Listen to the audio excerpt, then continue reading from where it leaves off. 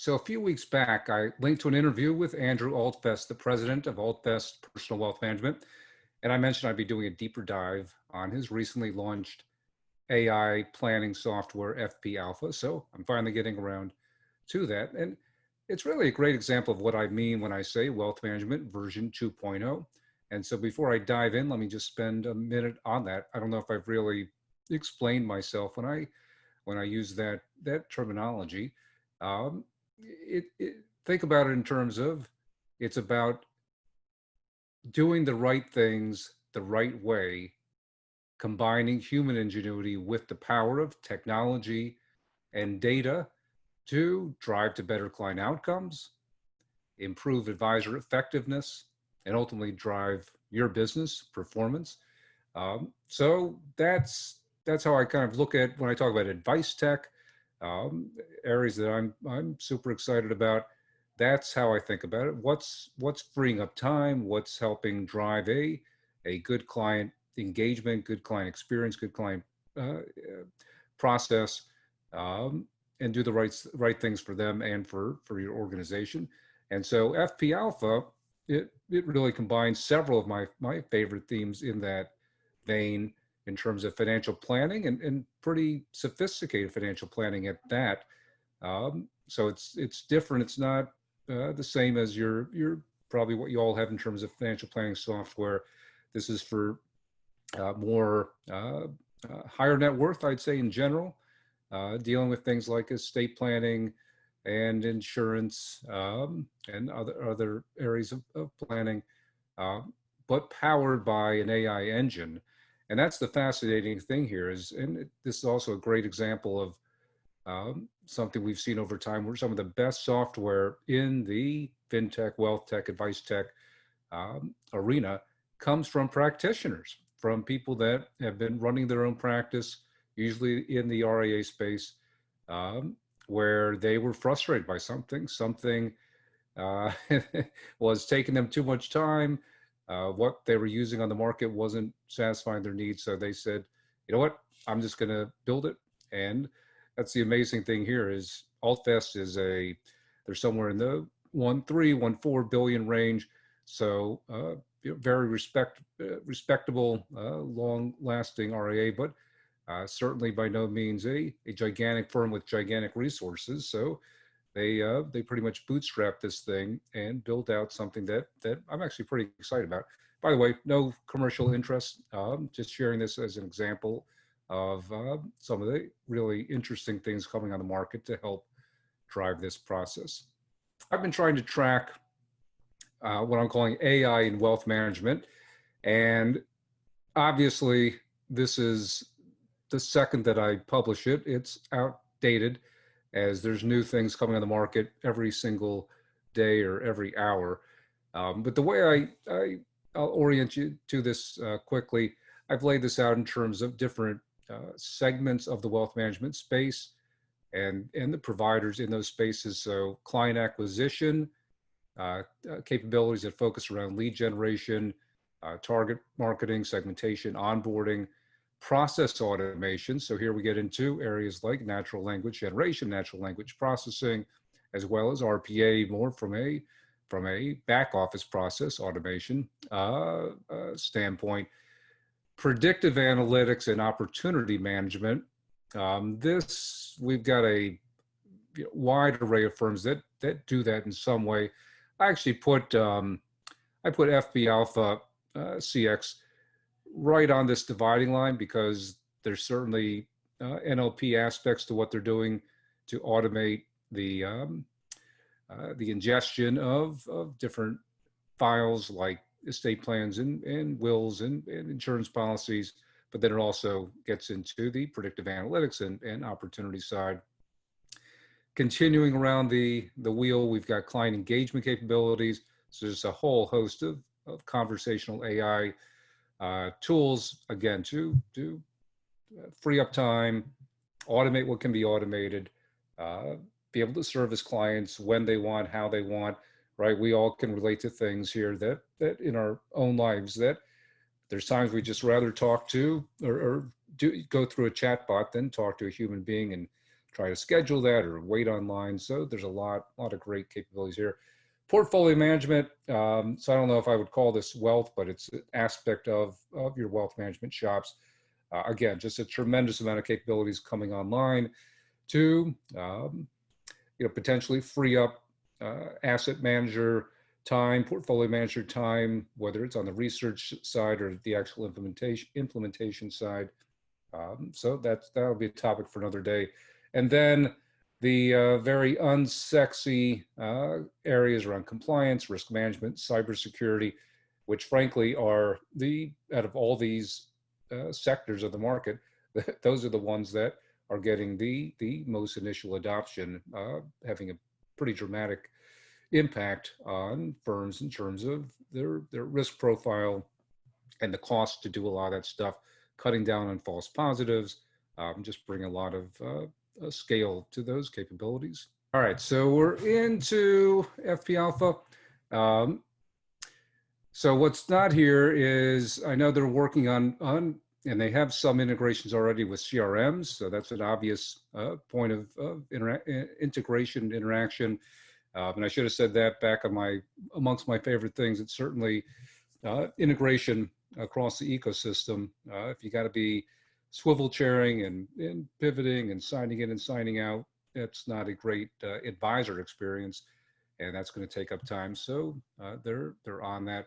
This gives you a sense of the different topics that the solution encompasses, from tax plan to estate plan, disability insurance, debt, elder care, a topic I'm certainly passionate about, long-term care. So you can just see a wide array of ways to engage a family depending on what their needs are.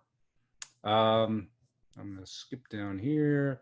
This kind of lays out their engine, if you will, in terms of data extraction from documents, an optimization system that's actually the intelligence behind looking at the data, looking at the client goals, the client needs, the client profile, and then running it through a recommendation engine. And we'll share in a second some of those outputs of that process. Again, just a different way to look at the different areas that the system looks at.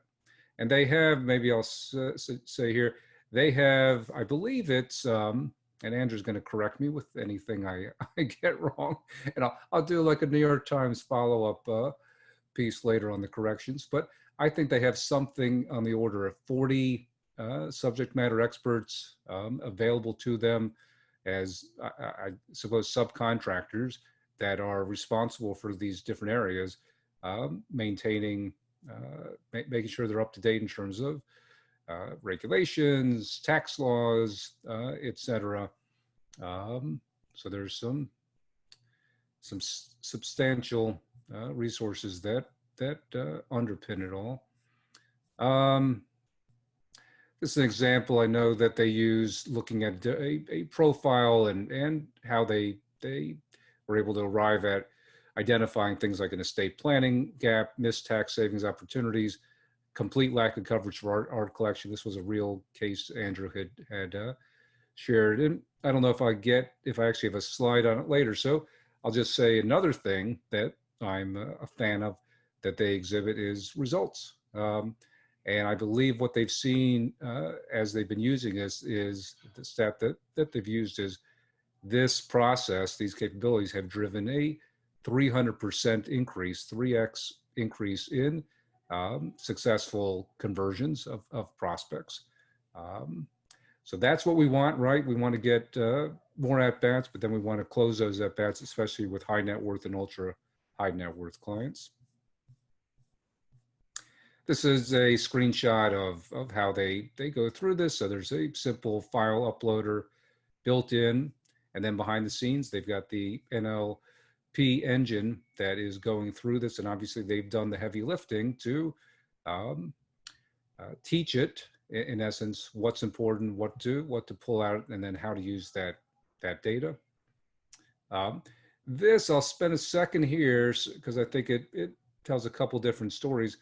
One thing I liked when I saw this the first time actually at T3 in February, when we were still traveling out and about, was it's not a black box. They explain each recommendation that comes out of the process, both for the advisor and ultimately for the client. It also, and I'm not going to do this justice for sure, but there's a task manager.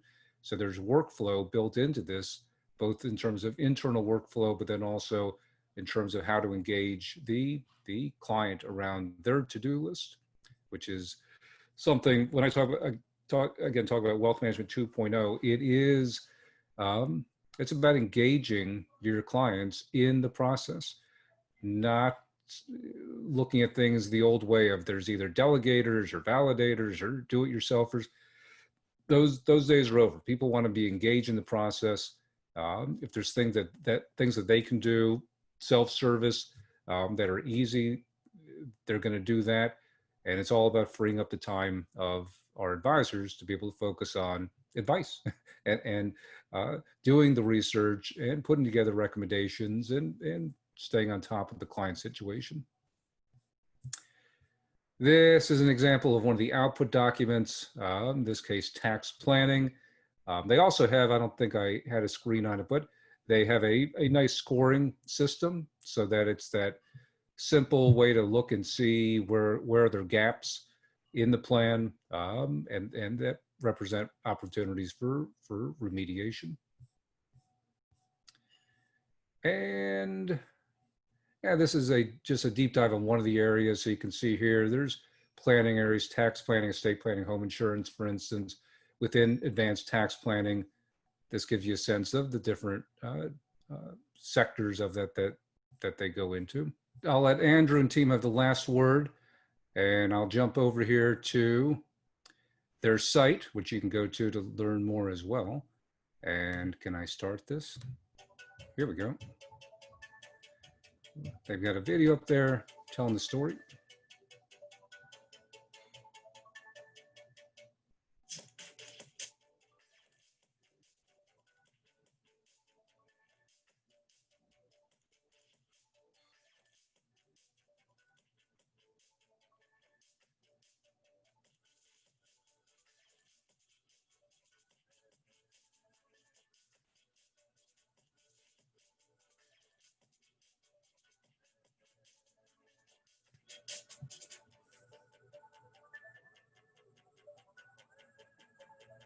Demonstrate value beyond investments. Could not agree more, Andrew.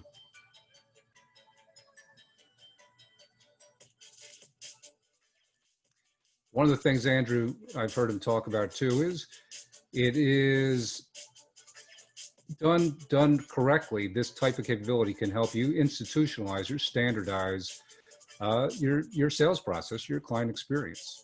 I think that is a key thing, especially for folks that, for some, this will just be a way to automate a lot of things they do already. For others, it's a way to get them to do more comprehensive, more sophisticated planning and give them the automation and the process around that.